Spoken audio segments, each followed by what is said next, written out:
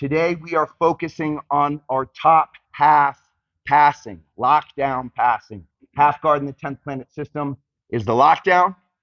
And so we're going to be working on 2 ways to pass the lockdown. If you're at fundamentals on Sunday with Brian, he talked about the no hand pass and the dominator pass, 2 very similar passes focusing on the upper body.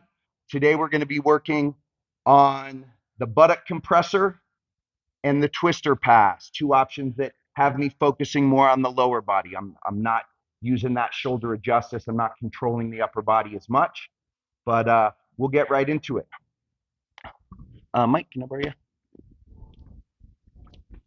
So Mike's got me locked down. If you're unfamiliar with lockdown, he's going to go, his inside leg comes underneath, his outside leg goes over, mine under his. He pinches his knees together and extends. Why he does that? Because if I'm here, I'm trying to crush him with his shoulder, and he can pull my weight down so that I'm not able to apply that pressure to his head and neck, right? This lockdown buys him some breathing room so he can start to move. If I'm going to the buttock compressor, usually I let my opponent dictate, right?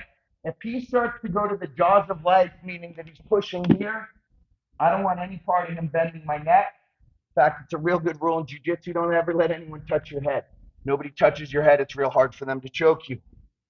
So I'm here. I've got head and arm. He starts to turn my head. I immediately drop low. My shoulder goes to his belt buckle, and I'm getting a ball and socket grip like this around his hips. I want the blade of this left wrist, the sharp cutting part right here, pressing into him right where his IT band sort of meets his glute, right underneath his hip. It's a spot that's generally pretty sensitive. I'm going to be using the strength of that outside arm that's grabbing to be pulling in. I'm actually going to straighten my arms to close that gap, and then I'm pulling with that right arm to apply pressure to that IT band.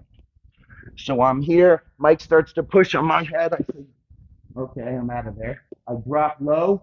I've got my ball and socket grip around his legs, and I'm simply going to start to squeeze, pinching my elbows together and sprawling my hips to break this lock. And then I would simply walk here, and I would pass into twister side control. And that's what I'm going to have us do first. But what that doesn't address is the fact that he's not going to let me do that, right? I'm going to crack the lock. He's immediately going to get on his side. He's going to start framing. He's going to do some things to prevent that pass. But I want us to just run the most basic version of it first. I also don't have to wait for Mike, right? I'm up here. I can just drop, right? But generally, I'm up here. I'm trying to work some no-hand passing. He starts to touch my face. All right, I'm out of there.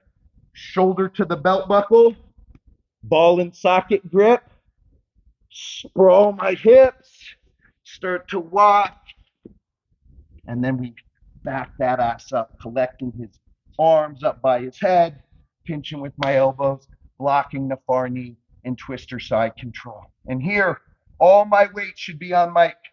Just the balls of my feet are touching the mat.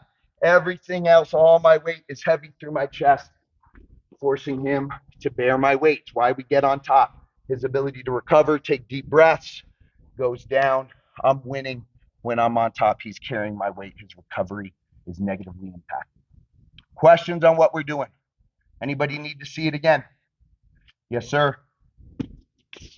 You need a different angle? Yeah. So he's got me locked down. I'm in head and arm. As soon as he starts to mess with my face, I'm bailing.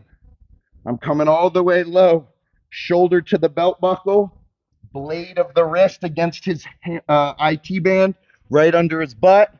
This hand's cupping and pulling that blade in, and then I'm sprawling my legs to crack. I start to turn, applying pressure, and I'm in twister side. All right, let's run it. 1, 2.